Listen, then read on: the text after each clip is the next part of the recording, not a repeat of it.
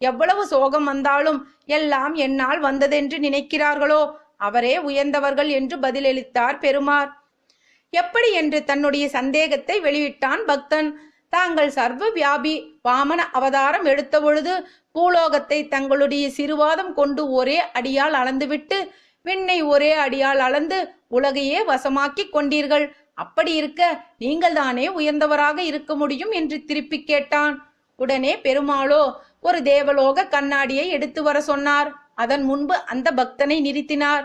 பக்தனே, இந்த கண்ணாடியில் உன்னுடைய மார்பை பார் என்றார். பக்தன் அதனை பார்த்து ஆச்சரியமடைந்தான். ஏனெனில் பகவான் அவனுடைய மார்புக்குள் சிறு அளவு குறுகி நின்றார்.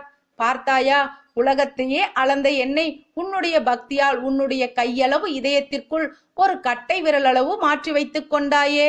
எனவே நீதான் பெரியவன் என்றார். பக்தன் அடைந்த மகிழ்ச்சிக்கு அளவே